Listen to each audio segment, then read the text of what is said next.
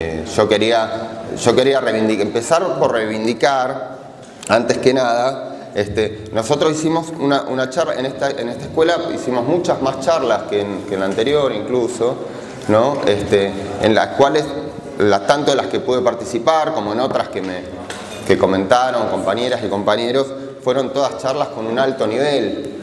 En el terreno teórico, político, en el debate hay compañeras y compañeras que cada día toman nuevos desafíos en el terreno de la propaganda, de la explicación política.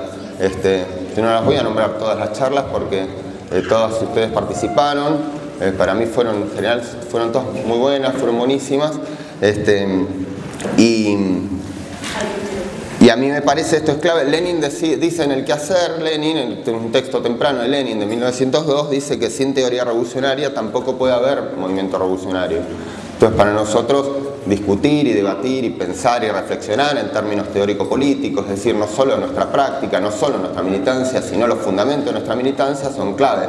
Y yo quería plantear algo que no se planteó tanto en la escuela, o se fue mencionando parcialmente, depende de las distintas charlas, pero, por ejemplo, ahora están en curso, como parte de la producción y la elaboración teórico-política de nuestra pequeña y joven corriente en el Estado español, aparte de todas las elaboraciones que ha hecho nuestra corriente internacional. Por ejemplo, los compañeros Salva y Cintia están elaborando un libro que va a ser clave para el armazón estratégico, político de nuestra organización, que es un libro que va desde el tardofranquismo hasta la transición, que hicieron una apretada síntesis, si se quiere, en la charla que hicieron, que fue buenísima, ¿no? Josefina está escribiendo un nuevo libro que va a abordar una serie de debates, digo cosas que ya se están haciendo, ¿no? Una serie de debates sobre el marxismo y la intersección y los debates sobre género, raza, clase, y otras cuestiones. El compañero Jorge Remacha terminó un libro sobre la historia del movimiento LGTB en el Estado español,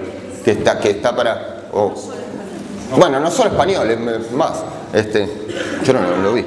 Pero Iván, por ejemplo, el compañero Iván de Zaragoza, hizo también todo un trabajo, un libro sobre la Revolución Portuguesa. Nuestra compañera Tunder, Irene, ella no lo ha dicho mucho, pero publicó un libro, lo pueden ver en las librerías, que es sobre la crisis climática. Lucía publicó hace no mucho un libro sobre teoría literaria y sobre la literatura de los desplazados. Bueno, eso es una enorme conquista para nosotros. Una enorme conquista desde el punto de vista de cómo generalizar, sistematizar y hacer avanzar las ideas de la teoría revolucionaria para darle fundamentos a nuestra práctica. Entonces yo quería partir con eso como una reivindicación, no solo de la escuela, sino de lo que venimos haciendo. Y en esta última charla yo lo que quiero abordar es un poco el debate sobre la actualidad de la revolución y de la teoría de la revolución, dando algunas coordenadas para pensar la lucha por el socialismo hoy. Pero...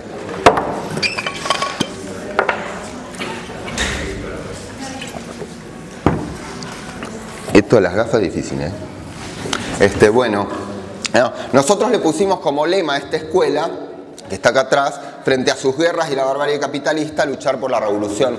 Yo creo que fue acertado que pusiéramos ese título, ese lema para la escuela, y además es un orgullo que tantos compañeros y compañeras estén presentes y participando en la escuela, compartiendo esta perspectiva del conjunto con nosotros. Digo, obviamente todas y todos los que son militantes, pero también los compañeros y compañeras que son simpatizantes o se están acercando a nuestras ideas, que la perspectiva y la idea de la revolución socialista es algo, es una arena común en la que venimos o militando en común o avanzando en reflexiones, y todo. Ese es... ¿Por qué? Porque para nosotros, frente a la catástrofe capitalista, no hay otra salida de la revolución socialista. Ahora, esto merece ser explicado.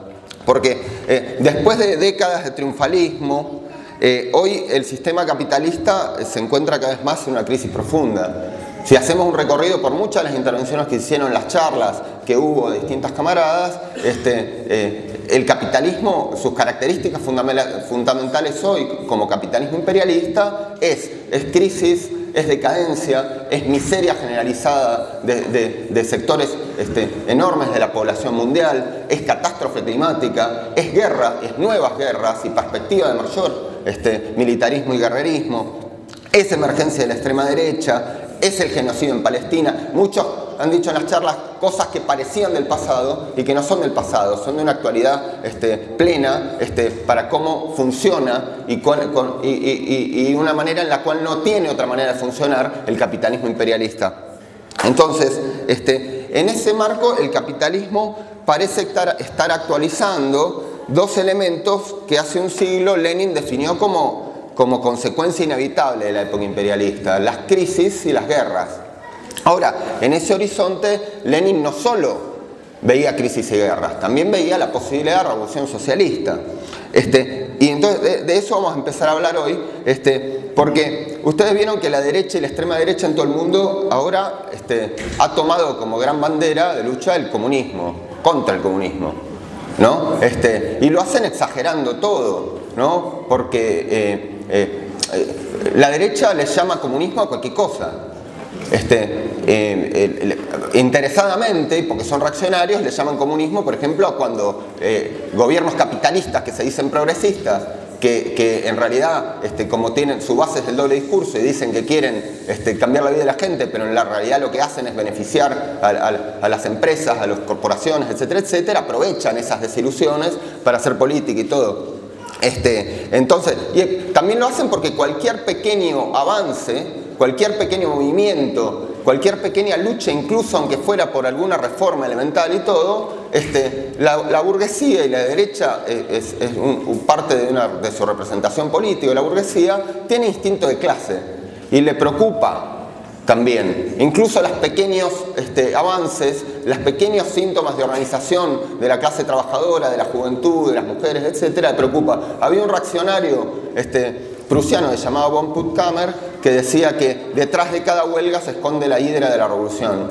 ¿No? Esta es una frase, yo incluso creo que la he dicho en otras charlas, que a mí me encanta, porque tiene total razón, ¿no? ¿Esto qué significa? Que no existe un muro infranqueable entre el desarrollo elemental de movimientos de lucha, de organización, reivindicación y la perspectiva de la revolución socialista.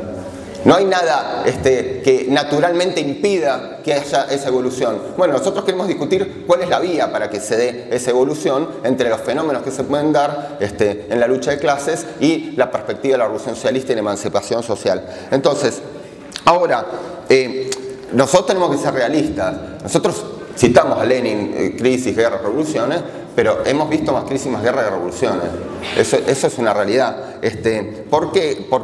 Porque el siglo XX, camaradas, no pasó en vano, ¿no? La Revolución Rusa, que fue la primera revolución triunfante de la historia, fue aislada y degeneró en un régimen burocrático y totalitario que impidió el desarrollo de la revolución internacional, mientras al mismo tiempo liquidaba las propias bases que sostenían a la revolución en lo que fue el primer estado obrero de la historia, como nosotros lo denominamos. Entonces, las ideas del socialismo fueron desprestigiadas a partir de lo que se llamó como el socialismo real. Obviamente la derecha, y no solo la derecha, también los socialliberales, etcétera, se apoyan en este desenlace del siglo XX para atacar al socialismo y la idea de la revolución, identificando socialismo con estalinismo, ¿no? Bueno, pero esto no tiene nada que ver con nosotros. Pareciera que no haya que reafirmarlo, pero nosotros somos trotskistas. Nosotros somos parte de la tradición política que más decididamente enfrentó al estalinismo y a sus consecuencias, y que no solo lo enfrentó, sino que planteó una perspectiva para superarlo. Una perspectiva estratégica y una perspectiva programática, y que además dijo y sostuvo que las consecuencias inevitables, aunque en los ritmos en que se dio fue no quizá el que Trotsky había predicho, pero la consecuencia inevitable era que de la burocratización de los estados donde se había expropiado la burguesía iba a llevar a la restauración del capitalismo, y que eso iba a llevar a una pérdida del horizonte de la revolución. No solo como algo necesario, sino como algo posible. Y eso iba a durar mucho tiempo. Todavía nosotros venimos de ahí, ¿no? A eso quiero decir con que el siglo XX no pasó en vano. Entonces, en la Unión Soviética, Lenin y Trotsky, bueno, Lenin antes de su muerte y Trotsky posteriormente, todos sus combates fueron justamente contra la degeneración burocrática del Estado obrero ruso. Trotsky desarrolla, después de ser desterrado, toda esta perspectiva, primero creando la oposición de izquierda, después fundando la Cuarta Internacional, el Partido Mundial de la Revolución Socialista, que nosotros reivindicamos que debe ser reconstruido. Entonces, el socialismo por el que nosotros luchamos es la continuidad de estas batallas, ¿no? En esta escuela, por ejemplo, no pudimos hacer alguna charla que tal vez lo tendríamos que hacer en el futuro, o más allá de las escuelas, porque no es que tenemos que hacer solo las charlas en las escuelas, una vez cada año, ¿no? Se puede hacer de la historia de la oposición de izquierda, etc. Parte de esa historia entronca con los combates que se dieron en los propios procesos. Por ejemplo, la charla que dieron los compañeros de la Revolución Española, el rol y la pelea que dieron con muchísima debilidad los trotskistas, por ejemplo, en España, y en otros procesos en la historia. Pero bueno, eso es parte de lo que tendríamos que seguir abordando. Con la caída del muro de Berlín, estoy haciendo un salto con esto, ¿no? La restauración capitalista en la ex Unión Soviética, en China, en otros países, la idea de la revolución y el socialismo desaparecieron del horizonte. Eso es un dato de la realidad. Entonces, el ciclo neoliberal, de que se habló mucho en varias de las charlas, es un subproducto de esto. Un ciclo que fue una ofensiva en regla contra la clase trabajadora. No voy a decir todos sus detalles, digo, porque todas las conocemos. Fue un avance sobre derechos, sobre conquistas, en la cual la burguesía dijo, bueno, ahora ya no tenemos que, como no existe la URSS, no tenemos algo que se oponga, aunque estuviera en manos de la burocracia stalinista, no tenemos algo que se oponga y que compita con nuestro sistema, ¿no? Entonces tenemos que, podemos ir para adelante y pasar por arriba de todo lo que se había conquistado. Eso fue el neoliberalismo, ¿no? Pero el problema es que el neoliberalismo, la burguesía no logró recomponer una hegemonía. Cuando se cae el muro de Berlín dicen viene el capitalismo para 1000 años, y eso no sucede, ¿no? Eso no es lo que se da, no logra recomponer una hegemonía y un ciclo de crecimiento, etcétera, que era lo que prometían todos los ideólogos del neoliberalismo, ¿no? Entonces lo que vino fue una crisis, y eso llevó a que la tendencia, tanto en el enfrentamiento entre los propios estados, que es lo que estamos empezando a ver más, lo que parecía, entre comillas, armónico, ya no existe a nivel de a escala internacional y global, y desde el punto de vista de la lucha de clases tampoco. Hay nuevas generaciones, camaradas, y de las que forman parte muchas de las que están presentes ahora en esta charla, que no se resignan al mundo de guerra y decadencia de preiperialismo.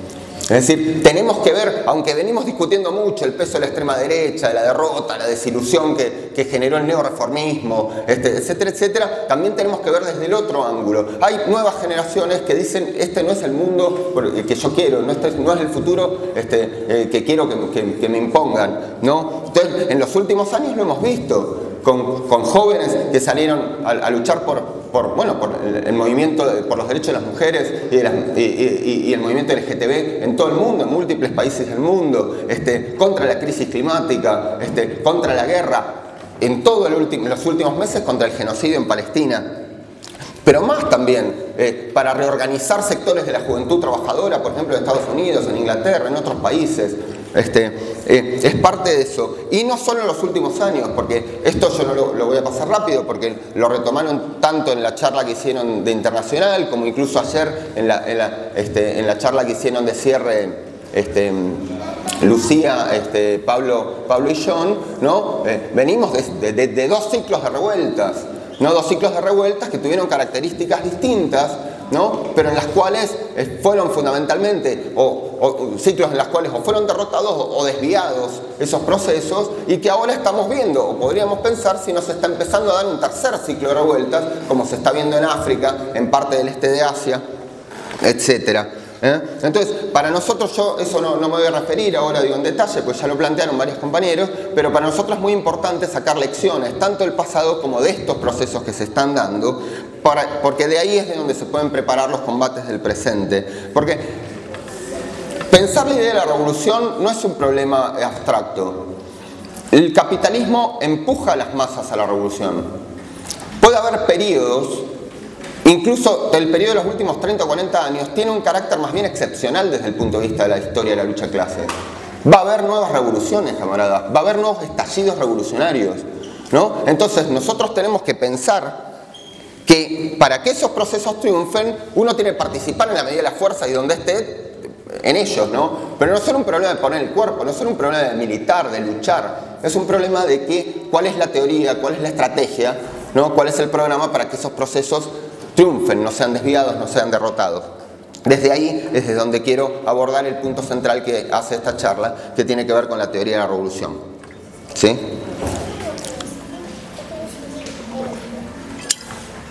Entonces, partimos de un acuerdo general que consideramos que el capitalismo no se puede reformar. No, eso ya pasamos de ese punto. Si quieren, ayer hacían las compañías un balance del ciclo político. Nosotros consideramos que es un balance del siglo XX, pero si lo haces incluso resumido a un balance del ciclo político en el Estado español, por ejemplo, una gran conclusión es que el capitalismo no se puede reformar. Que no hay una vía acumulativa de reformas que lleve a modificar el régimen político, que lleve a ampliar derechos sociales, económicos, etc. No, eso fracasó, está demostrado a escala histórica del siglo XX, está demostrado a escala incluso de la situación en la que estamos viviendo, ¿no? Esto no quiere decir que nosotros no peleemos por reforma. Ustedes saben, nosotros peleamos, Trotsky en el programa Transición dice que pelear por reformas, es decir, por medidas que son mínimas o elementales, incluso el capitalismo las puede asimilar, uno las tiene que llevar adelante en tanto tengan fuerza vital, es decir, que sean un motor también para el desarrollo de la movilización y la lucha de clases. Por eso nosotros luchamos incluso por medidas que no son socialistas, ¿no? Como intervenimos en la sanidad, en el movimiento docente, incluso en la educación, en la juventud, etc., ¿no? Lo que nosotros no consideramos es que las reformas se puedan mantener en forma permanente. Las reformas, en última instancia, siempre retroceden. Y siempre que el capital tiene que entregar algo porque se lo imponen, y medidas que incluso se habían impuesto con grandes luchas obreras y populares en todo el mundo, como puede ser la jornada de 8 horas, por ejemplo, hoy vuelve porque mucha gente ni siquiera no puede trabajar 8 horas o le imponen trabajar 10, 12, 14, 16. ¿No? Es decir, son medidas en las cuales se tiene que volver a luchar por ellas, ¿no? Pero nuestra perspectiva es la de cómo se relacionan cada uno de esos procesos, cada una de esas luchas, incluso cuando es por cuestiones parciales, con la perspectiva de la revolución social para terminar con este sistema. Entonces, en el siglo XX, las grandes revoluciones, empezando por la Revolución Rusa, triunfaron en países atrasados o semicoloniales. El propio desarrollo del capitalismo generó condiciones para devenir histórico. Pues la historia del siglo XX mostró que en los países de las periferias, en los países que eran de desarrollo económico más atrasado, era más fácil para la clase trabajadora y los oprimidos tomar el poder, porque sus estados eran más débiles, tenían menos desarrollo. Después de derrotar a la burguesía, producto del atraso de estas sociedades, era más difícil la construcción del socialismo. En los países imperialistas esta situación es al revés. Es más difícil la conquista del poder político, porque eso se trata de estados que son más desarrollados. Tienen más, ¿qué significa más desarrollado? Más mecanismos para reprimir y más mecanismos para cooptar también y corromper a las organizaciones de masas, etcétera, como en los países imperialistas, en Europa, en Estados Unidos, etcétera. Pero una vez conquistado el poder, sería mucho más fácil avanzar en una perspectiva socialista porque sus fuerzas productivas están mucho más desarrolladas para satisfacer todas las necesidades sociales, y además estos estados que son imperialistas, que oprimen a otros, podrían liberar inmediatamente a otros pueblos, por ejemplo, si conquistar el poder en el Estado español, en Francia, en Alemania, en Estados Unidos, ¿no? Es decir, la revolución socialista puede comenzar por la periferia capitalista, pero necesita derrotar el capitalismo en sus centros imperialistas, porque solo así no solo puede subsistir en la periferia, sino que al mismo tiempo puede apropiarse de lo más avanzado de la técnica actual para ponerla al servicio de terminar con este sistema de explotación. El siglo XX, ¿qué demostró? Entre tantas cosas que demostró el siglo XX, que la utopía reaccionaria que desarrolló y que teorizó el estalinismo para justificar su propia existencia, que era la teoría del socialismo en un solo país, es inviable.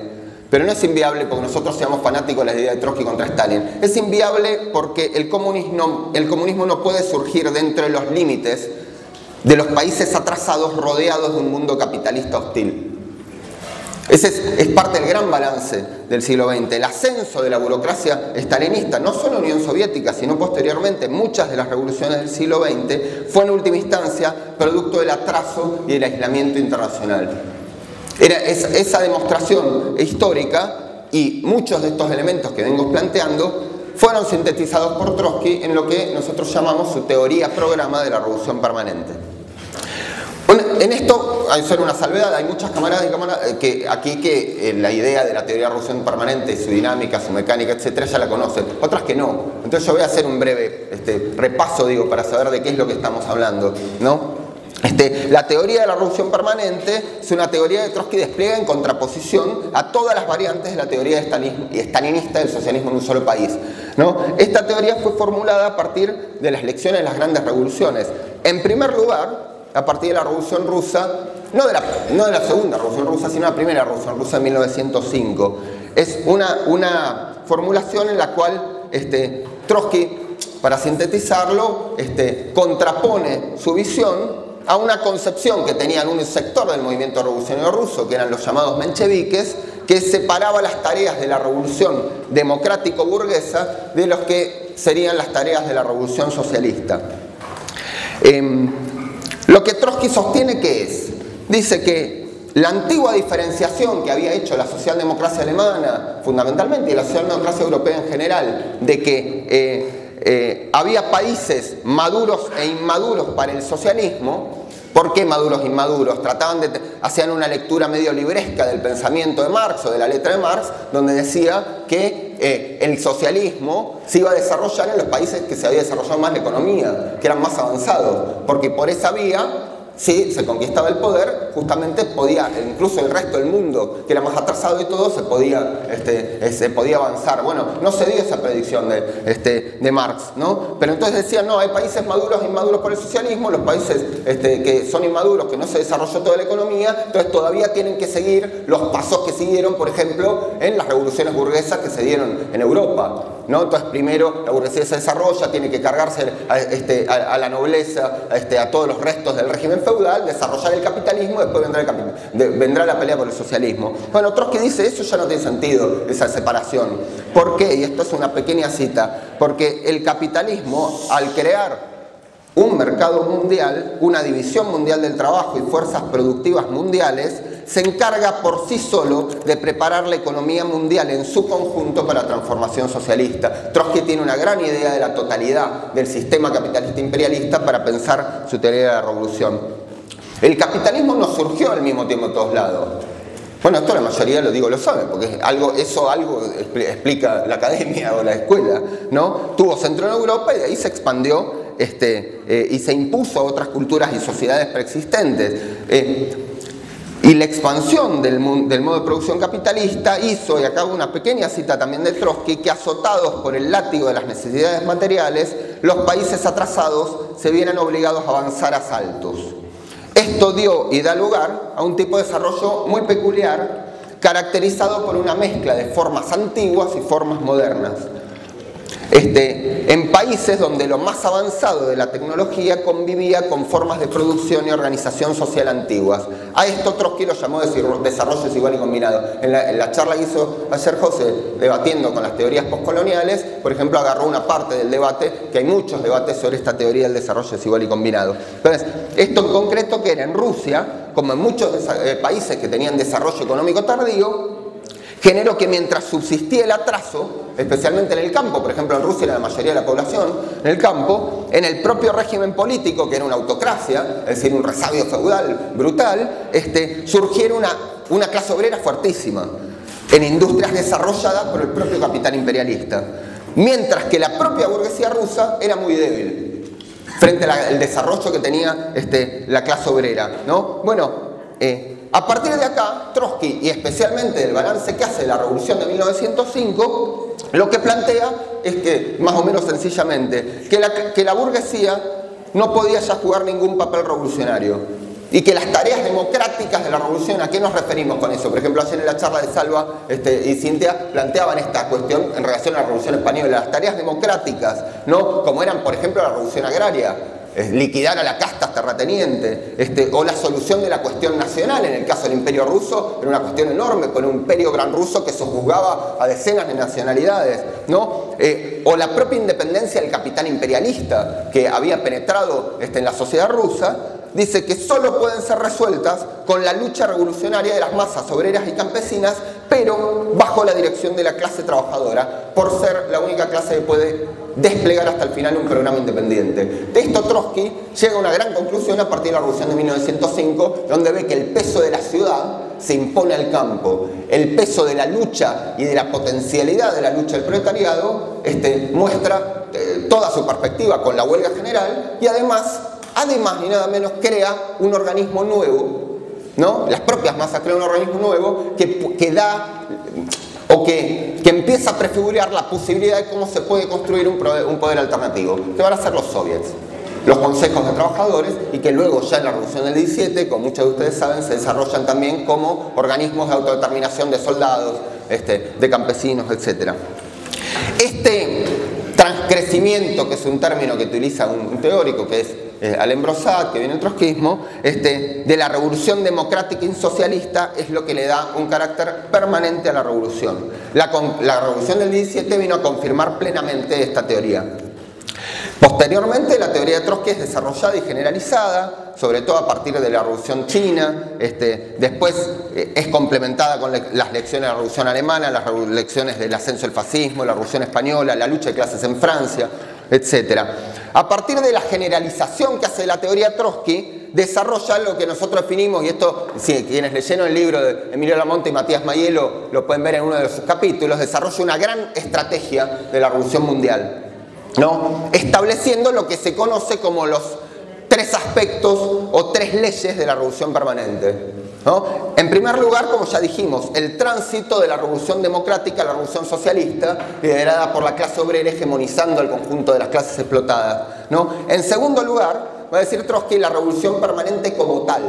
Es decir, después de la conquista del poder, la revolución continúa, es permanente en todos los terrenos de la vida social, cultural, económica, etcétera, etcétera. Y en tercer lugar, el tercer aspecto lo constituye el carácter internacional de la revolución socialista, una estrategia global en la que, como dice Trotsky, la revolución socialista empieza en la palestra nacional, se desarrolla en la internacional y llega a ser social alternativo a nivel de todo el mundo. Bueno, ¿cuál es la gran tragedia del siglo XX, camarada? Que la revolución rusa inaugura un ciclo revolucionario que planteaba la posibilidad de terminar con el sistema capitalista, y en ese sentido disparaba el inicio de una dinámica permanentista de la revolución en el terreno nacional e internacional,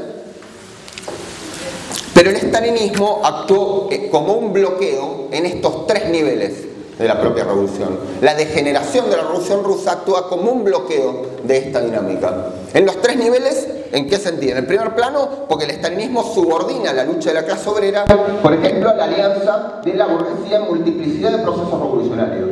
Es decir, entre la posibilidad de que se desarrollara la revolución democrática y la revolución socialista, el estalinismo jugó un rol absolutamente contrario, tanto en la periferia como en el centro, impidiendo los triunfos revolucionarios. En China es brutal, por ejemplo. El Partido Comunista Chino subordina a la clase trabajadora china a un acuerdo con la burguesía nacional, con una corriente de la burguesía nacional, que es el Kuomintang, y lleva a la derrota sangrienta de la revolución en 1925-1927. En España lo mismo, no voy a explicar, toda la charla hicieron los compañeros, el rol del estalinismo que lleva con la política de los frentes populares a la clase obrera detrás de los requechos, de las sombras de la supuesta burguesía republicana, ¿no? Que llevó una derrota catastrófica, y que no solo llevó la derrota catastrófica con la propia Revolución Española, sino que terminó abriendo lo que era la última advertencia que hizo Trotsky, el camino hacia la guerra mundial, que fue una carnicería imperialista, ¿no? Y hay multiplicidad de ejemplos que poner. En Europa, a la salida de la guerra, el estalinismo juega un enorme rol reaccionario que impide la conquista del poder político por la clase trabajadora en los países centrales.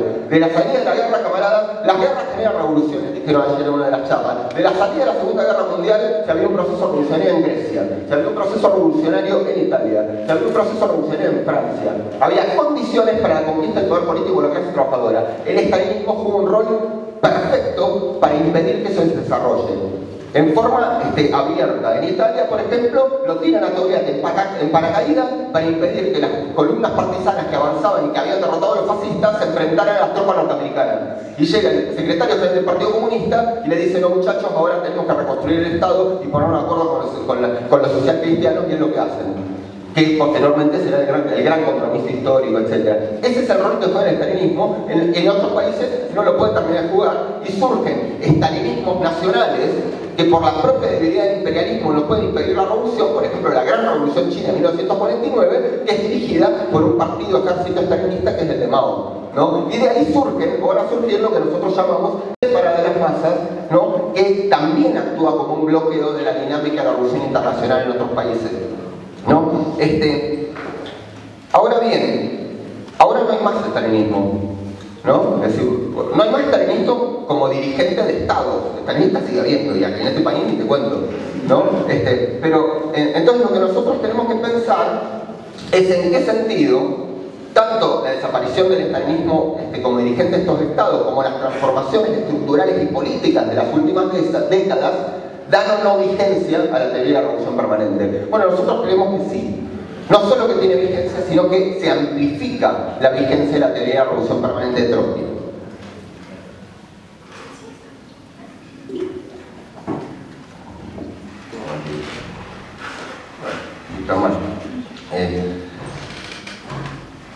Y lo voy a tratar de plantear en 4 aspectos, por lo menos. ¿Por qué creemos que sigue vigente y que es aún más vigente la teoría de la revolución permanente? 1.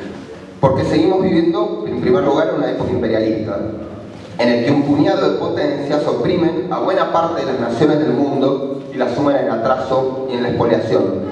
Y no miremos el mundo, camaradas, solo en Occidente. Miremos África, miremos América, miremos África, miremos Oriente, miremos parte de Asia. La opresión imperialista dio un salto espectacular durante el neoliberalismo, incluso en comparación con décadas anteriores, ¿no? Lo que hace hoy impensable que cualquier conquista democrática fundamental y duradera en cualquier país atrasado o semicolonial se pueda dar sin la emancipación del imperialismo. Es impensable que Argentina se emancipe, que está sojuzgada, por ejemplo, por el imperialismo norteamericano y que ahora Milei le está entregando 10 veces más y todo, se pueda emancipar, pueda tener un desarrollo económico, social, etcétera, que dé solución a las necesidades de las masas sin romper abierta y revolucionariamente con el imperialismo. Es imposible que suceda en todos los países de África, que es brutal la situación en la cual está siendo sojuzgado, no solo por el imperialismo norteamericano, europeo, etcétera, también por el naciente imperialismo chino. Por ejemplo, las deudas externas en los países africanos, ahí salió una nota el otro día, digamos, que eran como entre el 60 y el 70% están en manos de capitales chinos, por ejemplo. Bueno, son problemas de la revolución del siglo XXI que nosotros también tenemos que pensar eso. Es decir, no hay ninguna posibilidad de que se desarrollen las sociedades si no hay independencia y ruptura revolucionaria del imperialismo. Y esto lo tenemos que ver tanto desde el punto de vista de los países donde dirigen abiertamente las burguesías con sus partidos,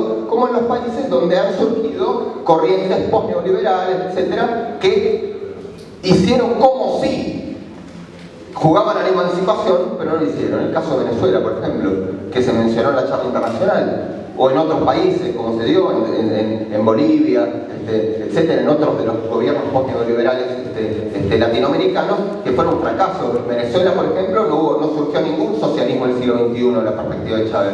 Lo que surgió fue una especie de capitalismo de amigos para la venezolana, donde se beneficiaban algunos sectores, se regateaba un poco con el imperialismo mientras le permitían seguir explotando los recursos y los bienes comunes naturales de Venezuela, y surgió una casta dentro del Estado que se hace cada vez más bonapartista y represiva, no solo contra la derecha, que es reaccionaria y que quiere sojuzgar 1000 veces más a Venezuela, contra las masas que se rebelan contra la explotación y contra la miseria, contra gente que vive con $1 por día, que es la situación. Bueno, eso tiene nada que ver con el socialismo. Nosotros luchamos, y al mismo tiempo es una nueva confirmación de que si no se rompe en forma revolucionaria con el imperialismo, no se puede salir del atraso. Y salir del atraso no se puede hacer de la mano de las burguesías nacionales que están atadas a los imperialistas y que hacen negocios con ellos y que quieren seguir manteniendo las masas en la explotación. Ese es uno de los grandes elementos a tener en cuenta para por qué es actual la revolución permanente. El segundo aspecto es porque el sujeto de la revolución permanente, camaradas, es la clase trabajadora.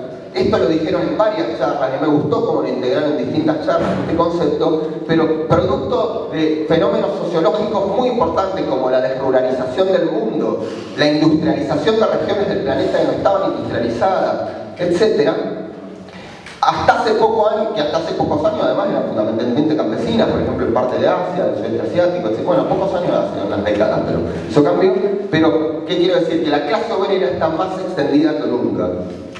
Nunca estuvo más extendida la clase asalariada en todo el planeta. Esto no significa que esté bárbaro, está muy fragmentada, eso lo voy a agarrar en un momento.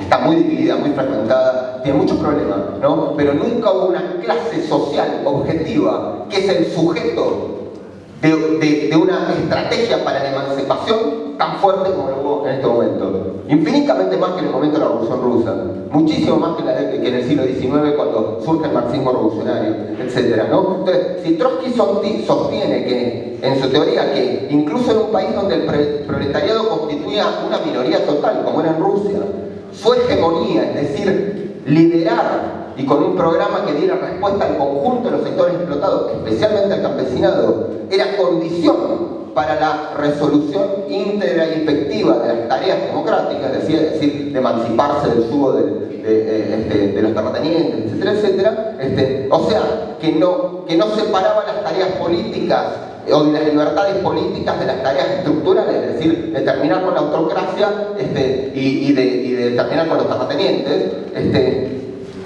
Hoy la clase trabajadora no es una minoría, constituye una mayoría en casi todos los países del mundo, incluso en muchos de los países de la periferia. Bueno, esto es clave para pensar la dinámica de la revolución permanente de hoy, ¿no? El propio sujeto, y se llenó de gente que dijo que ese sujeto había desaparecido, que ese sujeto no tenía más peso, que ese sujeto estaba derrotado históricamente. Bueno, nosotros no creemos que sea así, camarada. El sujeto tiene muchos problemas, que ahora voy a hablar de eso para el último periodo, parte de la charla, pero ese sujeto existe con un peso social objetivo como nunca antes en la historia.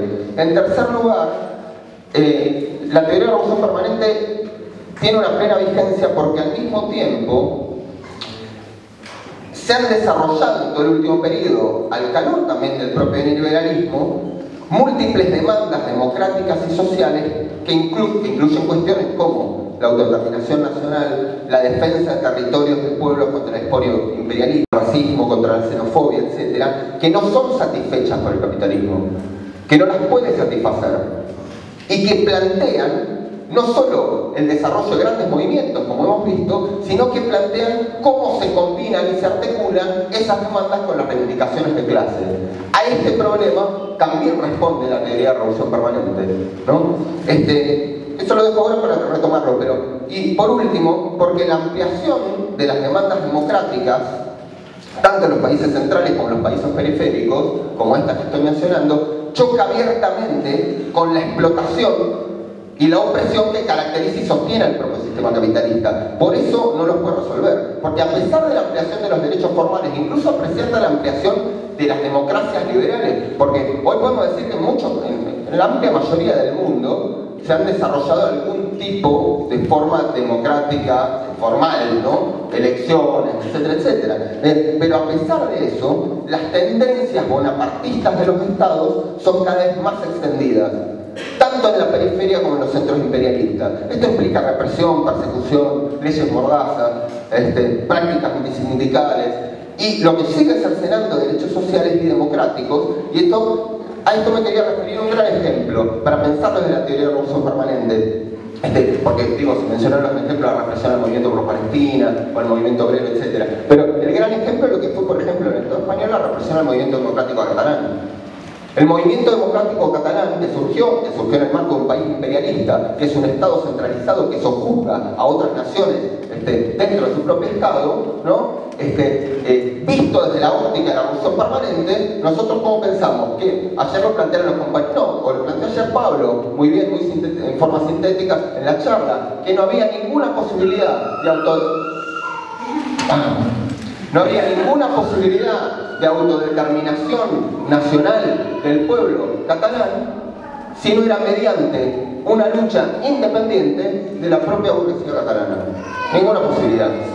Y que a su vez el Estado imperialista español, que reivindica derechos democráticos formales, etc., niega un derecho elemental como que las naciones puedan autodeterminarse y que los pueblos que así lo decían puedan autodeterminarse. Por eso la represión del Estado fue brutal contra el movimiento democrático catalán. Bueno, nosotros, camaradas, guiados con la teoría y la estrategia de la revolución permanente, tuvimos una posición durante todo el movimiento democrático catalán que planteaba la necesidad de que se activara el sujeto posible de llevar adelante ese proceso para que se conquistara la lucha por la autodeterminación. No porque nosotros comulgáramos con una idea burguesa de la autodeterminación que tenían sectores incluso del propio movimiento o pequeños burgueses de la autodeterminación, porque nosotros defendíamos en primer lugar el derecho democrático y consideramos que la única manera íntegra y efectiva de realizarlo era mediante una lucha revolucionaria y socialista. Por eso planteamos que la perspectiva era la República Catalana Obrera y Socialista,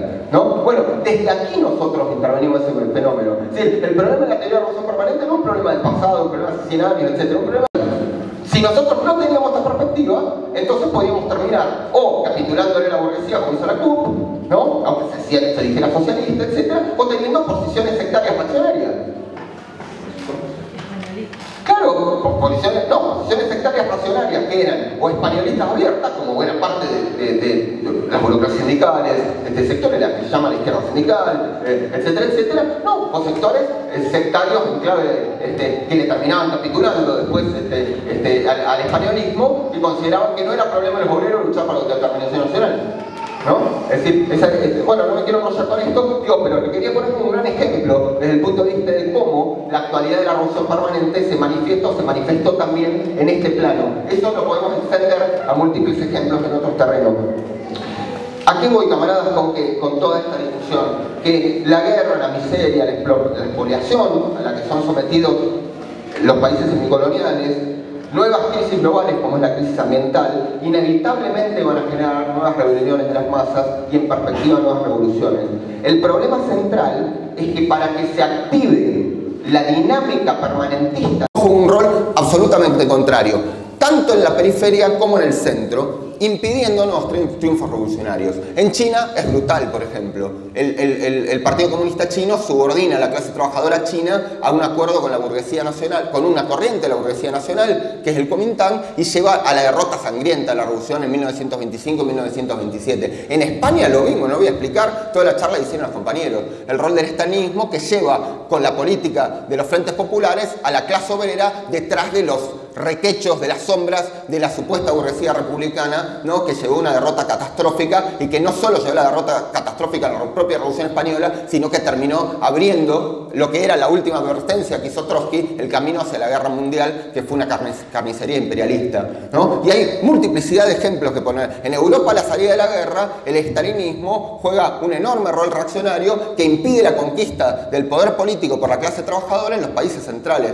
De la salida de la guerra, camaradas, las guerras generan revoluciones, dijeron ayer en una de las charlas. De la salida de la Segunda Guerra Mundial se abrió un proceso revolucionario en Grecia, se abrió un proceso revolucionario en Italia, se abrió un proceso revolucionario en Francia. Había condiciones para la conquista del poder político por la clase trabajadora. El estalinismo jugó un rol perfecto para impedir que eso se desarrolle en forma abierta. En Italia, por ejemplo, lo tiran a Togliatti en paracaídas para impedir que las columnas partisanas que avanzaban y que habían derrotado a los fascistas se enfrentaran a las tropas norteamericanas.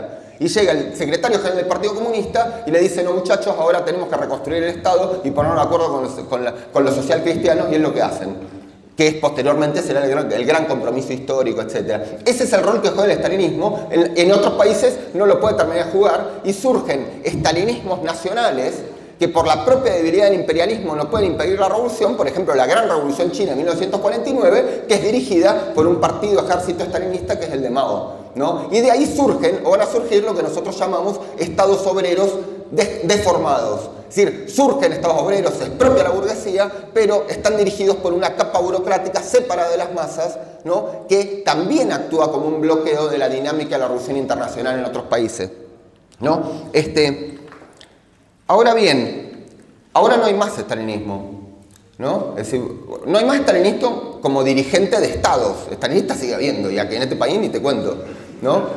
Pero entonces lo que nosotros tenemos que pensar es en qué sentido tanto la desaparición del estalinismo como dirigente de estos estados, como las transformaciones estructurales y políticas de las últimas décadas, dan o no vigencia a la teoría de la revolución permanente. Bueno, nosotros creemos que sí.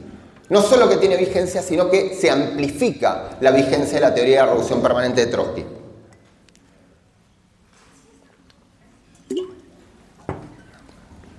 ¿Cómo va el tiempo? Bueno, ni tan mal. Y lo voy a tratar de plantear en 4 aspectos, por lo menos. ¿Por qué creemos que esto se da, sigue vigente y que es aún más vigente la teoría de la revolución permanente? 1, porque seguimos viviendo, en primer lugar, en una época imperialista, en el que un puñado de potencias oprimen a buena parte de las naciones del mundo y las sumen en el atraso y en la expoliación. Y no miremos el mundo, camaradas, solo en Occidente. Miremos América, miremos África, miremos Oriente, miremos parte de Asia.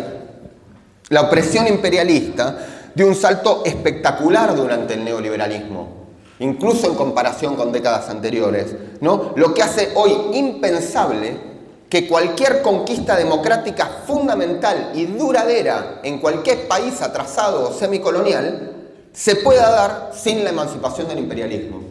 Es impensable que Argentina se emancipe, que está sojuzgada, por ejemplo, por el imperialismo norteamericano y que ahora Milei le está entregando 10 veces más y todo, se pueda emancipar, pueda tener un desarrollo económico, social, etcétera, que dé solución a las necesidades de las masas sin romper abierta y revolucionariamente con el imperialismo. Es imposible que suceda en todos los países de África, que es brutal la situación en la cual está siendo sojuzgado, no solo por el imperialismo norteamericano, europeo, etcétera, también por el naciente imperialismo chino. Por ejemplo, las deudas externas en los países africanos, ahí salió una nota el otro día y leíamos que eran como entre el 60 y el 70% está en manos de capitales chinos, por ejemplo. Bueno, son problemas de la revolución del siglo XXI que nosotros también tenemos que pensar eso. Es decir, no hay ninguna posibilidad de que se desarrollen las sociedades si no hay independencia y ruptura revolucionaria del imperialismo. Y esto lo tenemos que ver tanto desde el punto de vista de los países donde dirigen abiertamente las burguesías con sus partidos,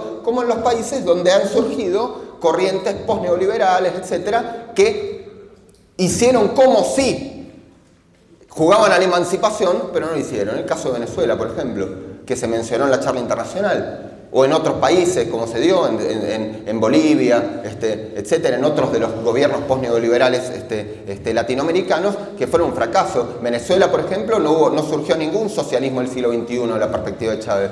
Lo que surgió fue una especie de capitalismo de amigos a la venezolana, donde se beneficiaba a algunos sectores, se regateaba un poco con el imperialismo mientras le permitían seguir explotando los recursos y los bienes comunes naturales de Venezuela, y surgió una casta dentro del Estado que se hace cada vez más bonapartista y represiva, no solo contra la derecha, que es reaccionaria y que quiere sojuzgar 1000 veces más a Venezuela, contra las masas que se rebelan contra la explotación y contra miseria, contra gente que vive con $1 por día, que es la situación. Bueno, eso no tiene nada que ver con el socialismo, nosotros luchamos, y al mismo tiempo es una nueva confirmación de que si no se rompe en forma revolucionaria con el imperialismo, no se puede salir del atraso. Y salir del atraso no se puede hacer de la mano de las burguesías nacionales que están atadas a los imperialistas y que hacen negocios con ellos y que quieren seguir manteniendo las masas en la explotación. Ese es uno de los grandes elementos a tener en cuenta para por qué es actual la revolución permanente. El segundo aspecto es porque el sujeto de la revolución permanente, camaradas, que es la clase trabajadora,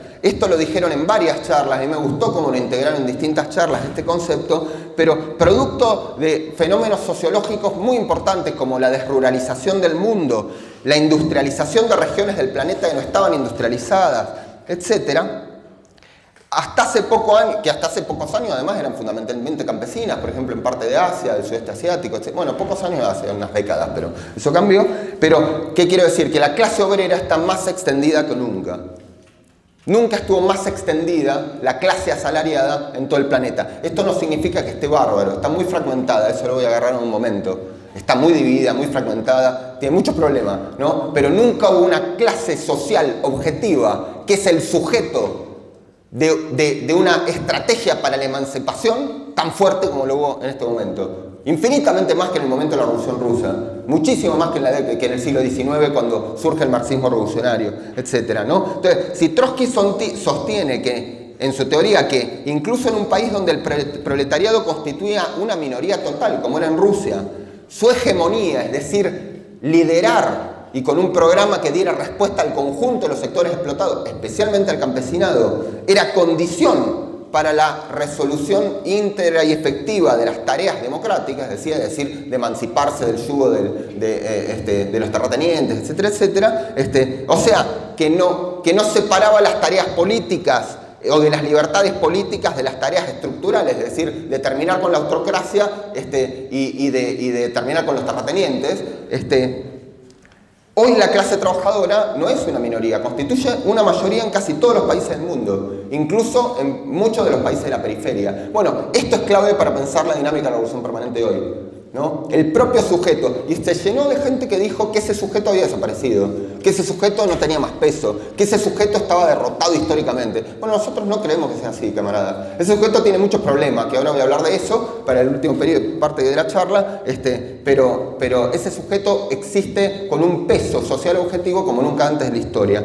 En tercer lugar, la teoría de la revolución permanente tiene una plena vigencia porque al mismo tiempo se han desarrollado en todo el último periodo, al calor también del propio neoliberalismo, múltiples demandas democráticas y sociales que incluyen cuestiones como la autodeterminación nacional, la defensa de territorios de pueblos contra el expolio imperialista, cuestiones de género, luchas contra el racismo, contra la xenofobia, etcétera, que no son satisfechas por el capitalismo, que no las puede satisfacer y que plantean no solo el desarrollo de grandes movimientos, como hemos visto, sino que plantean cómo se combinan y se articulan esas demandas con las reivindicaciones de clase. A este problema también responde la teoría de la revolución permanente, ¿no? Eso lo dejo ahora para retomarlo, y por último, porque la ampliación de las demandas democráticas, tanto en los países centrales como en los países periféricos, como esta que estoy mencionando, choca abiertamente con la explotación y la opresión que caracteriza y sostiene al propio sistema capitalista. Por eso no los puede resolver, porque a pesar de la ampliación de los derechos formales, incluso apreciando la ampliación de las democracias liberales, porque hoy podemos decir que en la amplia mayoría del mundo se han desarrollado algún tipo de forma democrática formal, ¿no? Elecciones, etcétera, etcétera. Pero a pesar de eso, las tendencias bonapartistas de los estados son cada vez más extendidas, tanto en la periferia como en los centros imperialistas. Esto implica represión, persecución, leyes mordaza, prácticas antisindicales y lo que sigue cercenando derechos sociales y democráticos. Y a esto me quería referir un gran ejemplo para pensarlo desde la teoría de la revolución permanente. Porque digo, se mencionaron los ejemplos de la represión al movimiento pro Palestina o al movimiento obrero, etc. Pero el gran ejemplo es lo que fue, por ejemplo, en el Estado español la represión al movimiento democrático catalán. El movimiento democrático catalán, que surgió en el marco de un país imperialista, que es un Estado centralizado que sojuzga a otras naciones dentro de su propio Estado, ¿no? Visto desde la óptica de la revolución permanente, nosotros ¿cómo pensamos? Que ayer lo plantearon los compañeros, no, o lo planteó ayer Pablo, muy bien, en forma sintética en la charla, que no había ninguna posibilidad de No había ninguna posibilidad de autodeterminación nacional del pueblo catalán si no era mediante una lucha independiente de la propia burguesía catalana. Ninguna posibilidad. Y que a su vez el Estado imperialista español, que reivindica derechos democráticos formales, etcétera, niega un derecho elemental como que las naciones puedan autodeterminarse y que los pueblos que así lo decían puedan autodeterminarse. Por eso la represión del Estado fue brutal contra el movimiento democrático catalán. Bueno, nosotros, camaradas, guiados con la teoría y la estrategia de la revolución permanente, tuvimos una posición durante todo el movimiento democrático catalán que planteaba la necesidad de que se activara el sujeto posible de llevar adelante ese proceso para que se conquistara la lucha por la autodeterminación. No porque nosotros comulgáramos con una idea burguesa de la autodeterminación que tenían sectores incluso del propio movimiento o pequeño burguesa de la autodeterminación, porque nosotros defendíamos en primer lugar el derecho democrático y consideramos que la única manera íntegra y efectiva de realizarlo era mediante una lucha revolucionaria y socialista. Por eso planteamos que la perspectiva era la República Catalana Obrera y Socialista, ¿no? Bueno, desde aquí nosotros intervenimos ese fenómeno. Es decir, el problema de la teoría de la revolución permanente no es un problema del pasado, un problema de hace 100 años, etc. Un problema de cómo intervenir, por ejemplo, en el movimiento democrático más importante de los últimos 40 años. Si nosotros no teníamos esta perspectiva, entonces podíamos terminar o capitulándole a la burguesía como hizo la CUP, ¿no? Aunque se dijera socialista, etc. O teniendo posiciones sectarias reaccionarias. ¿Cómo? Claro, posiciones sectarias racionarias que eran o españolistas abiertas, como buena parte de las burocracias sindicales, sectores, las que se llama la izquierda sindical, etcétera, etcétera, no, o sectores sectarios en clave que le terminaban capitulando después al españolismo, que consideraban que no era problema de los obreros luchar por la autodeterminación nacional. ¿No? Es decir, bueno, no me quiero enrollar con esto, pero le quería poner como un gran ejemplo desde el punto de vista de cómo la actualidad de la revolución permanente se manifestó también en este plano. Eso lo podemos extender a múltiples ejemplos en otros terrenos.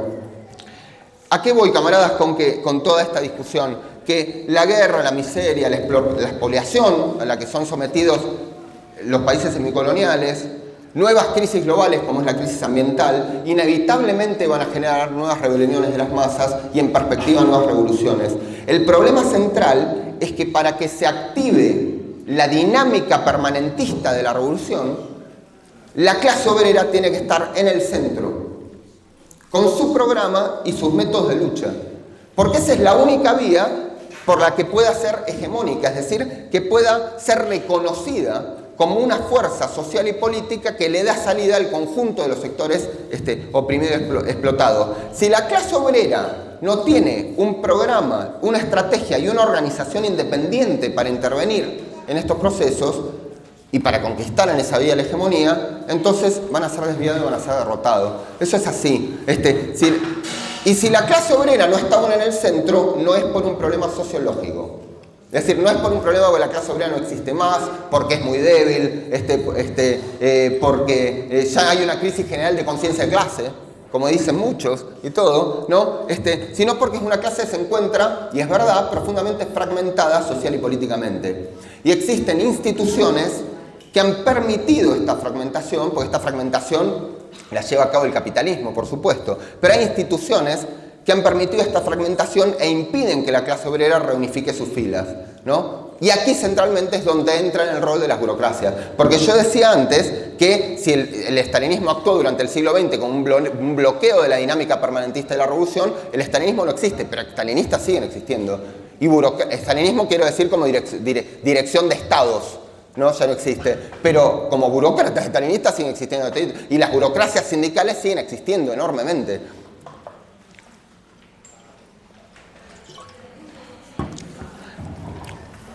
Tanto en los sindicatos y en las organizaciones de masa, como en los movimientos sociales, con sus formas políticas, por ejemplo, como los partidos neorreformistas, que son a su manera burocracias políticas que actúan en connivencia con las burocracias sindicales o de los movimientos, etc. Y esto es así porque el Estado capitalista, especialmente en los países centrales, en los países imperialistas, pero no solo, amplió sus funciones a tal punto de que logró integrar y cooptar políticamente a las direcciones del movimiento obrero como una vía de poder mantener su dominación. Lo que nosotros usamos en muchos textos y discutimos como que Gramsci llama el Estado integral, ¿no? Entonces, partiendo desde acá, compañeros, ¿cuál es una de las preguntas fundamentales que nos tenemos que hacer?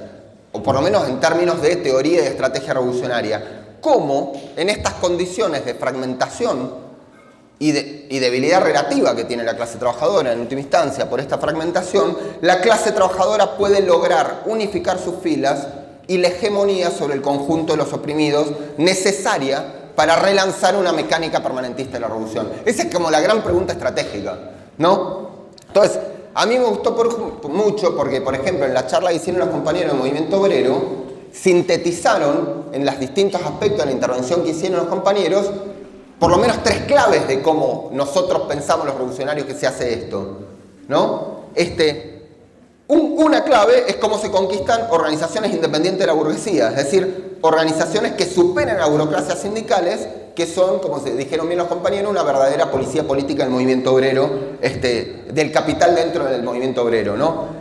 Un segundo aspecto es desarrollar corrientes militantes en el seno de las organizaciones de masas, empezando por los sindicatos, pero no solo, también en los movimientos sociales, en el movimiento estudiantil, etcétera, donde los revolucionarios formemos fracciones revolucionarias, que no son un fin en sí mismo, no es que somos fraccionalistas, o podemos serlo, ¿no? Pero no es que somos fraccionalistas per se, sino que esto es la manera de crear destacamentos de avanzada para la disputa con las burocracias en las organizaciones de masas. Y en tercer lugar, aprovechar cada oportunidad de la lucha de clases para desarrollar al máximo las tendencias naturales que existen en la clase obrera cuando lucha a la constitución de organismos de frente único de autodeterminación de masas. Como han explicado en otras charlas compañeros, las formas, soviets, consejos obreros, comités, etcétera, etcétera. Formas que las propias masas en la lucha tienden a crear para unificarse y pelear por sus propias reivindicaciones. Estos tres aspectos, que yo no los voy a desarrollar más, digo, pero que son clave de cómo pensamos nuestra intervención en la realidad, están directamente ligados a la lucha por la hegemonía de la clase trabajadora. ¿Por qué? Porque la conquista de la hegemonía de la clase trabajadora significa que tiene que saber no solo plantear una perspectiva, sino lograr aliados y liderar y dirigir aliados, ¿no? Y una característica que tiene nuestro siglo, el capitalismo en la actualidad, es que se ampliaron los aliados de la clase obrera a un punto de vista. Por ejemplo, hay países donde todavía la clave puede pasar por la alianza con el campesinado, pero mayoritariamente la tendencia se ha dado a que han surgido nuevos sectores sociales, urbanos, etcétera, con los cuales la clase trabajadora tiene que tratar de liderar y aliar, que se da, por ejemplo, y lo vemos en los movimientos sociales, en el movimiento de mujeres, los movimientos antirracistas, etcétera. ¿Cuál es el problema? Cuando cada uno de esos fenómenos, procesos, movimientos, lucha en forma separada por su programa propio y no bajo un programa de conjunto. Entonces, lo que nosotros planteamos cuando decimos que tenemos que llevar adelante esta pelea por la hegemonía es cómo se puede unificar a esos aliados, que aparte hay burocracias que están empeñadas en dividirlos y en separar cada uno, separar la lucha del movimiento de mujeres, de la lucha del movimiento de las reivindicaciones sindicales, la lucha de los problemas sindicales, de la lucha, por ejemplo, por la autodeterminación en Cataluña, la lucha del movimiento antirracista, de la lucha de los trabajadores, la lucha del movimiento estudiantil de los trabajadores, y etcétera, etcétera. Eso es una mecánica contra cualquier tipo de unidad revolucionaria que se pueda dar en el movimiento obrero, y todas las burocracias actúan así. Si ustedes lo ven desde este prisma, es fácil identificar un burócrata. Es cuando vos decís, unamos esto con esto, y dice que no. En las acampadas, por ejemplo, hubo una pelea elemental, pero que fue estratégica, que se dio, por ejemplo, en la de Madrid, que la pelea no la dimos solo en Madrid, la dimos en todos lados, pero en Madrid fue característica. Dijimos, compañeros, ¿por qué no invitamos a trabajadores a que vengan a la acampada y hablen? ¡No! Saltaron. Todos los burócratas, de todos los colores, de los maoístas, anticapitalistas, el MS que está liderando, etc. Todo el mundo saltó a decir que no. ¿Por qué? Con argumento increíble. Una chica llegó a decir que, pero trabajadores somos todos, dijo, ¿no? La jovencita. Pero, bueno, qué sé yo, hasta en ese pequeño elemento se ve, ¿no?, cómo las burocracias actúan y permiten que sigan divididos los distintos sectores en las cuales su unidad es condición de lucha para poder enfrentar el capitalismo y el Estado capitalista. Entonces, en términos generales, el desarrollo de corrientes revolucionarias, como planteamos nosotros, nuestro objetivo para construirnos en el movimiento estudiantil, en el movimiento obrero, hacer fracciones, es decir, organizar a través de una perspectiva y un programa político de independencia de clase y de hegemonía de clase, esto es una vía para disputar a las direcciones burocráticas su influencia sobre distintos sectores y estratégicamente, digo estratégicamente, es decir, en perspectiva, es una vía para conquistar una mayoría para la revolución. Y en esto, ahí quiero incorporar un elemento que me parece clave para pensarlo hoy, que es, para conquistar la mayoría para la revolución fue concebida una táctica específica, que es la táctica del Frente Único Obrero. La táctica que se sintetiza en la idea de golpear juntos y marchar separados, ¿no? Esta es una táctica, una política de desarrollo de la Tercera Internacional en el momento que hay un reflujo después de la primera oleada revolucionaria de la Revolución Rusa, en las cuales el objetivo era ganar a las masas en los principales países europeos para preparar la insurrección y evitar toda tentación ultraizquierdista que había incluso en un debate en las filas de la Internacional Comunista entonces. Es una política que te exige el Frente Único, en términos, estamos diciendo, generales, un acuerdo para la acción con las burocracias sindicales. Por ejemplo, si uno piensa en los sindicatos, que tiene un fundamento táctico. Vos tenés que oponer un frente unido de todos las y los trabajadores para enfrentar a la burguesía. Pero tiene a su vez un valor que es estratégico para nosotros. No es la unidad per se, ¿no? Es desenmascarar el rol conciliador que tienen estas burocracias en la propia lucha de clases, en la propia lucha política, y ganar a las masas de trabajadores o trabajadoras que puedan ser reformistas y que lo son, fundamentalmente, ¿no?, para una perspectiva de la revolucionaria a partir de la experiencia común en la lucha de clases. Hay múltiples ejemplos de esto, no solo en la historia, sino en la propia actualidad, ¿no? Obviamente, el Frente Único Obrero, pensado en términos generales, presupone la existencia de organizaciones fuertes, ¿no? Pero no es la única manera en la cual se pueden desarrollar. Por ejemplo, nosotros en Argentina, nuestra organización en Argentina, que es de varios miles de militantes y tiene peso en sectores del movimiento obrero, peleó por una política de Frente Único Obrero para imponerle a las burocracias sindicales peronistas cómo enfrentar al gobierno de Milei, ¿no? Incluso esa parte de esa presión y presión de sectores de las bases logró que hubiera algunas medidas de lucha. Todavía eso no se logró quebrar, pero es parte de la extensión de una corriente revolucionaria en el movimiento obrero para poder avanzar y derrotar esas burocracias podridas. En Francia, la lucha que dieron los camaradas, por ejemplo, para enfrentar el plan de la reforma de las pensiones de Macron, era eso. Y ahí es interesante, porque ahí desarrollaron también instituciones que podían servir como engranajes para multiplicar las fuerzas cuando uno no tiene un peso relativo fuerte. Uno no dirige grandes sindicatos o fracciones muy importantes del movimiento obrero, entonces a partir de ahí, por ejemplo, le podés imponer con fuerza a las burocracias sindicales algún tipo de acuerdo de frente único. Cuando sos más débil tenés que usar la creatividad política, tenés que buscar maneras. Por ejemplo, los compañeros en Francia encontraron la manera con no me acuerdo el nombre que le habían puesto, coordinadora... Red por la Huelga General. La Red por la Huelga General llegó incluso a acercar a militantes obreros de base de las burocracias sindicales que veían que era necesaria su unidad para enfrentar la política de Macron. Ayer el Zurdo planteó el ejemplo de la huelga docente acá en Madrid, donde menos lectiva surgió, por ejemplo, como un fenómeno combinado de autoorganización y peso de las organizaciones sindicales de la izquierda sindical, sobre todo la CGT y la CNT, pero que fue un combate dentro del movimiento de menos lectivas para discutir y plantear la unidad con la burocracia de comisión y UGT, que no la quería. Pero no la querían ellos, pero tampoco lo querían muchos sectores de lo que se reivindican de la izquierda sindical. Con un discurso que parecía de izquierda, pero que también termina abonando la división de la propia clase trabajadora, ¿no? Tratando de impidiendo que se expresara un frente único para pelear, por ejemplo, contra el plan de Ayuso, etc. ¿No? Durante todo el siglo XX la táctica del Frente Único Obrero fue una táctica clave, camaradas. Su ausencia, de hecho, permitió nada más ni nada menos que el ascenso del fascismo en Alemania.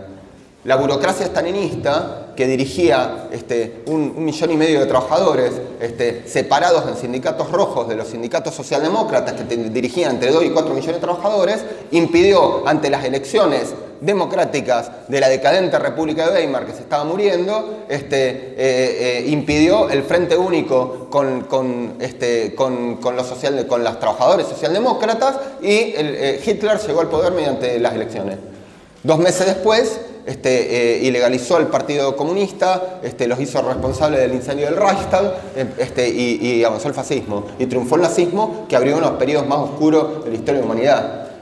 Entonces, digo, porque con una política decididamente contraria a la unificación de la clase trabajadora en ese plano. Entonces, hoy, camaradas, que la clase obrera se encuentra tan fragmentada, tan dividida, en sectores internos, tan dividida porque las burocracias políticas, sindicales, el Estado y los capitalistas trabajan para esa división. En la charla de ayer estuvo buenísimo, me parece, creo que ahí lo plantearon, no sé en cuál, pero cómo la burguesía... lo planteó creo que Lucía ayer, cómo la burguesía utiliza la cuestión de la inmigración para dividir con toda la clase trabajadora, y para sembrar ideas reaccionarias entre los trabajadores nacionales contra los migrantes, etc. Es una enorme operación de división de la clase trabajadora la que se está haciendo con la inmigración ahora, camarada. Si nosotros no combatimos eso, no somos revolucionarios. Porque una de las Es un problema estratégico para el proletariado, por ejemplo, en Europa, unificarse con sus hermanas y hermanos de clase inmigrante. Sin esa unidad no hay revolución proletaria. Va a haber decadencia, guerra y fascismo, ¿no? Entonces, toda esa gente que quiere dividir ha logrado dividir mucho a la clase trabajadora. Existe fragmentación de la clase trabajadora, ¿no? Pero justamente porque está tan fragmentada, hoy una política para unificarla adquiere un significado más clave o central. Justamente por esa fragmentación uno tiene que tener políticas como las políticas Frente Único. Tiene que hacer corrientes revolucionarias en los sindicatos para pelear por la unidad en distintos sectores y que en la lucha de clases la mayoría tienda a avanzar hacia una perspectiva revolucionaria, ¿no? Esta visión, obviamente, no la comparten los reformistas ni nada, que son parte de operar la... Pero esta visión, lamentablemente, y con esto ya voy a ir terminando, no la comparten gente que, compañeras y compañeros que se reivindican socialistas o revolucionarios, ¿no? Por ejemplo, compañeras y compañeras del movimiento socialista, un grupo emergente del último periodo, ¿no? Que plantea, incluso sus materiales y todo, que su objetivo es luchar por una recomposición revolucionaria de la clase trabajadora, por el socialismo y el Estado socialista, etcétera, ¿no? Pero por ejemplo, los compañeros escribieron un artículo ahora, hace poco, en una de sus revistas que se llama Marx 21, un artículo que polemiza directamente con nosotros, con varios de los artículos que hemos escrito distintos camaradas, polemizando con sus posiciones en el movimiento de la vivienda, en las elecciones, en Francia, sobre debates sobre las cuestiones del partido, el Frente Único, etcétera, etcétera. Y en este artículo yo recomiendo que lo lean, es un artículo muy respetuoso, en el cual además el compañero que lo escribe, que es un compañero de Madrid, nos reivindica como una corriente seria para polemizar. Dice hay tres posiciones que polemizan con el movimiento socialista, una de gente que nos quiere copiar y lo hace mal, dice, un poco arrogantes, ¿no? Pero dice, los quiere copiar y lo hace mal, otros que son sectarios y no discuten con nosotros, y los que nos critican seriamente. Los que nos critican seriamente son trotskistas, dice. Y ahí nos pone a nosotros junto con las compañeras de la CMI, de la corriente grantista, que ahora se cambiaron el nombre, se llama Organización Comunista Revolucionaria. Yo no sé si estamos muy en la misma, ¿no? Una corriente que siempre ha tenido una posición para nosotros muy oportunista en muchos terrenos, pero dice que son críticas serias. Bueno, pero el problema ¿cuál es? Que en el artículo, léanlo porque tiene muchos elementos, pero ¿qué sostienen explícitamente? No hay condiciones hoy para impulsar ninguna política de Frente Único. Ninguna. Dice, ¿por qué? Porque las condiciones para el Frente Único, eran que había en su momento sindicatos de masas, dirigidos por socialdemócratas y también por comunistas, partidos comunistas de masas, crisis revolucionarias latentes que se desarrollaban, etcétera, etcétera. Y ahora sí, hay crisis, la única condición que más o menos se mantiene, pero no hay posibilidad y todo. Entonces, ¿qué hacemos? Y no, lo que tenemos que hacer en última instancia es propaganda por el Estado socialista y organizarnos en los lugares en los cuales el partido revolucionario, en ese caso hablan de sí mismo, o los comunistas, podamos hegemonizar con todo nuestro programa. Entonces, claro, yo me quedé pensando con esta idea, porque en realidad tiene varios problemas. El primer problema es aceptar que el marco de fragmentación que se ha impuesto en la clase trabajadora es lo que es y que uno no lo puede modificar. Porque ¿con qué lo vas a modificar si vos no tenés política? La lucha de clases es objetiva y cuando es un grupo pequeño es absolutamente objetiva la lucha de clases. Como vos tenés más peso, es objetiva y subjetiva porque vos intervenís, podés modificar la relación de fuerza. Pero para grupos que no tienen decenas de miles de militantes, la lucha de clases muchas veces es muy objetiva. Bueno, pero esa objetiva es independiente, existe independientemente de ti, pero tú tienes que intervenir en ese terreno, ¿no? Si uno parte de la consideración de que no hay necesidad de intervenir en ese terreno, porque no hay condiciones para avanzar, porque estamos derrotados, porque estamos fragmentados, porque no hay conciencia de clase, porque la idea del comunismo desapareció y toda esa tragedia, ¿y entonces qué hace? ¿No? Y bueno, tenés una lógica de propagandismo político y de abstencionismo en el terreno de la lucha de clases. Porque en última instancia, las burocracias siguen existiendo, aunque sean más débiles, estén más estatizadas, etcétera, etcétera. Si ante eso vos aceptás el marco establecido, pero cuando se da esa situación no planteas una política alternativa, entonces vos te abstenés de combatir contra esas burocracias para poder hacer fracciones revolucionarias. Lo cual te lleva a una cierta concepción evolutiva, ¿no? Una concepción evolutiva de que uno va a ir mediante la propaganda, mediante la idea de ir educando, no se sabe en qué terreno, o en organizaciones que sean absolutamente hegemonizadas por uno mismo. Por ejemplo, como se ha visto mucho en los sindicatos de la vivienda, como hacen los compañeros, creer que eso evolutivamente te va a llevar a una fase en la que vas a ir conquistando progresivamente a sectores de la clase trabajadora que van a adquirir una conciencia socialista, no por su experiencia en la lucha de clases, sino porque vos le hagas propaganda.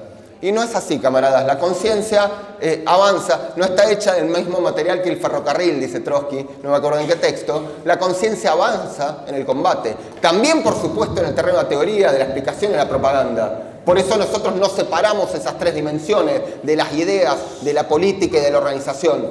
Pero fundamentalmente avanza la lucha de clases. Y por esa vía, ¿no? Si no es a través de la lucha de clases, teniendo tácticas y políticas de frente único, desenmascarando a las burocracias, haciendo experiencias con sectores de las masas, teniendo la humildad de ir al movimiento obrero a combatir para ganarse el derecho de decirle al movimiento obrero cuál es el programa para triunfar.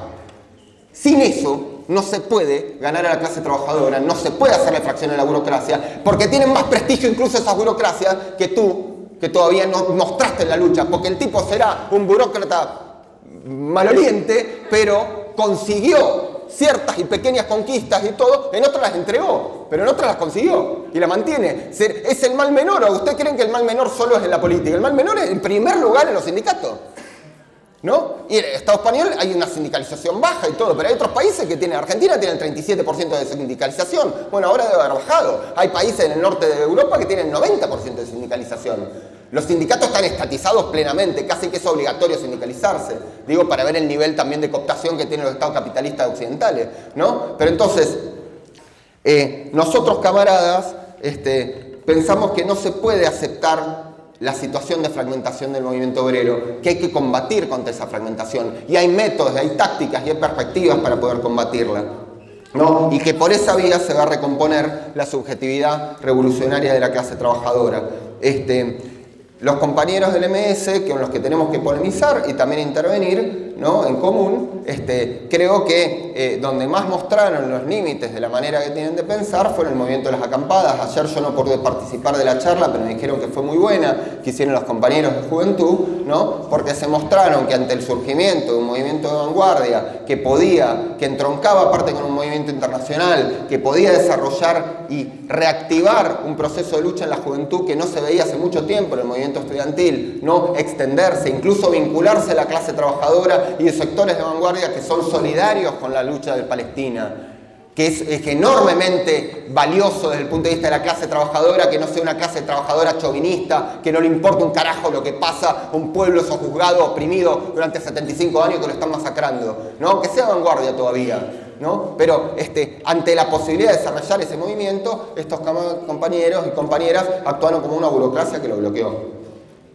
Que o se imponía su lógica de cómo intervenir, que la lógica de intervenir en realidad era no desarrollar el movimiento, aunque el discurso fuera de hacerlo, porque ante cada medida que permitía desarrollarlo, no lo hacían, mostraron que, como dice el dicho, en la cancha se ven los pingos. Bueno, fue una pequeña prueba, no fue una gran prueba de la lucha de clases, pero fue una prueba que mostró que como perspectiva es por lo menos inadecuada para desarrollar o reactivar el desarrollo de un movimiento revolucionario en la juventud y que se ligue a la clase obrera, etc. Nosotros creemos eso, ese balance tiene que ser una discusión pública, incluso que discutamos, porque nuestra perspectiva y estrategia, que es pelear por la autoorganización, porque surjan organismos en los cuales haya frente único con libertad de tendencias para pelear por un programa, pero siempre desarrollar los aspectos más progresivos de cada movimiento que se dé, para que tienda a ligarse a la clase obrera, y todo, nosotros tenemos que hacerlo valer, porque fue parte de las peleas que le dimos en Barcelona, en Zaragoza.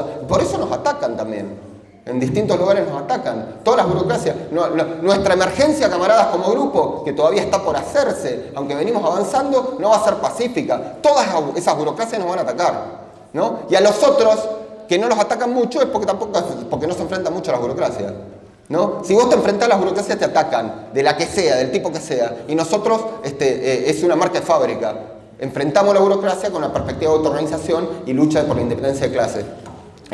Entonces, Los compañeros, para terminar esta parte con lo del MS, y así ya nos queda 40 minutos para debatir, los compañeros dicen que luchan por un Estado socialista. Yo estaba pensando sobre esto y reflexionando, ¿qué es un Estado socialista?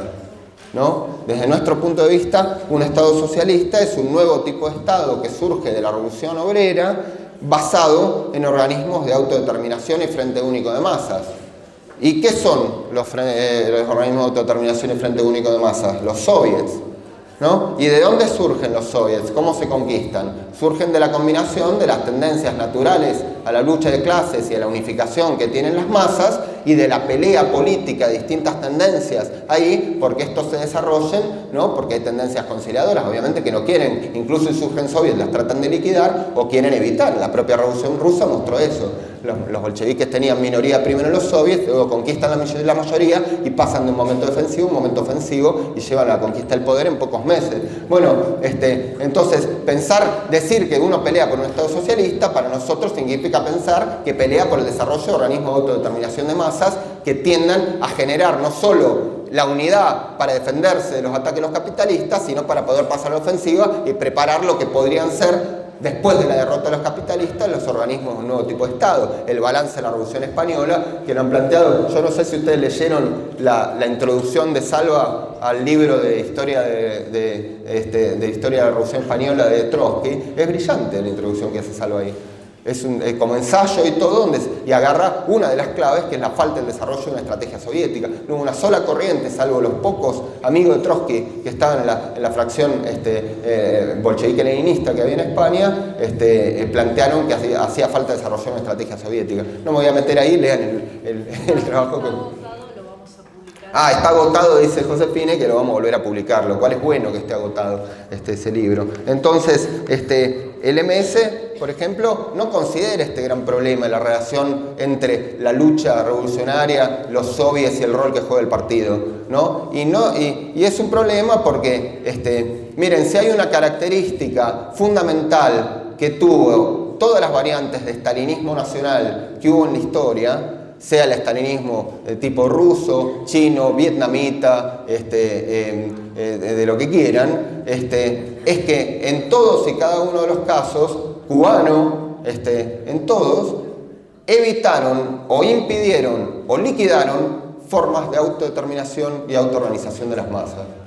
En todos y cada uno de los casos es un denominador común, pues después tiene muchas diferencias entre las distintas variantes de estalinismo nacional, ¿no? O los yugoslavos, me estoy olvidando de otro y todo, pero todos en esto hay una cosa unívoca. Todos evitaron, liquidaron o impidieron que se desarrollaran organismos de autodeterminación de las masas. Por eso, pensar un balance del estalinismo es casi una precondición para pensar el desarrollo de una perspectiva revolucionaria del siglo XXI. Ese es un gran debate que tenemos los compañeros del MS, que consideran que no es vital hacer un balance del estalinismo, ¿no? Lo cual los lleva en realidad a adscribir, sin decirlo, a una cierta tradición política que fue la enterradora de la revolución del siglo XX, no la que defendió la perspectiva del socialismo. Pero bueno, esos son debates para después. Hay que sacar lecciones de eso, porque si no es imposible pensar seriamente la lucha por la revolución y el socialismo hoy. Y yo, para terminar, camaradas, cuando antes decía que la experiencia del siglo XX no fue en vano, no es solo porque tenemos que sacar lecciones del pasado, reactualizar la teoría revolucionaria, etc. También es porque tenemos que tener imaginación histórica y proyectar el futuro del socialismo en nuestro siglo. Nosotros no podemos hablar, discutir y plantear la perspectiva del socialismo solo desde el punto de vista de las lecciones del pasado. Las lecciones del pasado son un fundamento estratégico para pensar la perspectiva en el futuro. Por eso nosotros tenemos que pensar y saber discutir y explicar, por ejemplo, que el actual estado de la ciencia, de la tecnología, el desarrollo de las fuerzas productivas que ha logrado el capital, pero que las usa en su favor, ¿qué potencialidad tendrían si están en manos de la propia clase trabajadora? ¿no? Si se liberaran todas las facultades creadoras del ser humano y se pusiera a su servicio la inteligencia artificial, la nanotecnología, la robótica, todo lo más avanzado que pudo dar en forma constreñida y miserable el capital, porque está solo al servicio de sus ganancias, puestas al servicio de la emancipación de la clase trabajadora, de la decisión democrática de planes para desarrollar la economía, de medidas imprescindibles, por ejemplo, para pensar qué es lo que se produce, cómo se produce y qué no se produce, para poder empezar a poner un límite al cambio climático que lleva a una catástrofe ambiental en pocas décadas posiblemente, etc. Tenemos que pensar con esa imaginación, ¿no? Porque la pelea por el socialismo, este es el siglo de la pelea por el socialismo, camarada. No se terminó. Nosotros no llegamos a la conclusión de que como fue derrotado el ciclo revolucionario anterior, entonces o hay que pensar, ni hay que empezar todo de nuevo y creer que vamos a inventar la pólvora, como los del MS dicen, en el artículo dicen, los compañeros del MS dicen, no somos adanistas. Vamos. ¿Consideran que inventaron la pólvora, sobre todo cuando hacen una especie de mezcla ecléctica entre muchas posiciones, pero no toman las fundamentales? Por ejemplo, hacer un balance del estalinismo y sacar conclusiones de cuál es la estrategia para la revolución del siglo XXI. Pero entonces, esa imaginación, compañeros, de la lucha por el socialismo, nosotros es una de las grandes objetivos que nosotros tenemos. Yo recomiendo leer, por ejemplo, un último artículo que sacaron en Argentina los compañeros Emilio Lamonte y Matías Maiello, que agarra una discusión sobre la cooperación, ¿no? No la voy a desarrollar ahora para poder dejar un tiempo para intervenciones y todo, pero es interesante porque plantea la base del socialismo revolucionario que peleamos nosotros es la cooperación. Y la cooperación existe en la propia sociedad, aparte del individualismo que genera el capitalismo y todo, las personas cooperan, la sociedad coopera. Hay también lucha por el bien común, hay también apoyo mutuo entre las personas, que nosotros lo tenemos que agarrar. No es toda una porquería, no es toda una mierda, no es todo individualismo, egoísmo, etcétera, por más que la derecha haya avanzado, etcétera. Y además el propio capitalismo sin la cooperación, y la cooperación específicamente de la clase trabajadora, no podría existir. Ustedes cada vez que ponen una historia de la escuela de verano en el Instagram, ¿ustedes se imaginan la cooperación que existe detrás de la posibilidad de poner esa historia? Enorme, porque es una cooperación que está liderada y dirigida por el capital, es decir, una cooperación explotada y expropiada, pero es una cooperación que hace que hubo gente que fue a extraer los minerales, hubo gente que tendió las redes de electricidad, hubo gente que produjo esos materiales, etcétera, etcétera. Piénsenlo todo hasta el momento de tener el móvil que uno lo compra y pone la historia, ¿no? Bueno, la cooperación humana es la base del desarrollo de la sociedad en general. Nosotros queremos sustraer esa cooperación del control del capital, ponerla al servicio de la emancipación y de la lucha por el socialismo y la construcción de una sociedad que merezca ser vivida, ¿no? Y para eso, compañeros, con esto termino, hay que hacer la revolución. Lo que ponemos en el coso, y no es una tarea sencilla, y hacer la revolución implica construir una organización política con una estrategia y un programa que permita plantear la posibilidad del triunfo de la revolución. Porque si la revolución también es un fenómeno objetivo, porque el capitalismo genera las revoluciones, no es algo que uno lo hace que estalle. Nosotros no somos, las corrientes guerrilleras pensaban que hacían foco revolucionario y iban propiciar el momento revolucionario. Eso no es así. Lamentablemente se demostró en forma trágica. El propio Che Guevara, que fue un gran revolucionario, demostró que su perspectiva era equivocada. Lo mataron en Bolivia pensando que haciendo un foco iba a hacer que se rebelaran las masas y no sucedió esto. No, pero el capitalismo va a generar revoluciones desde ese punto de vista, ¿no? Pero en esas revoluciones no son pura espontaneidad. Hay lucha, sigue la lucha, hay lucha de partidos, hay luchas de estrategia. El balance de la Revolución Española, camaradas, y de la transición, etcétera, un enorme balance sobre una enorme lucha de estrategias políticas.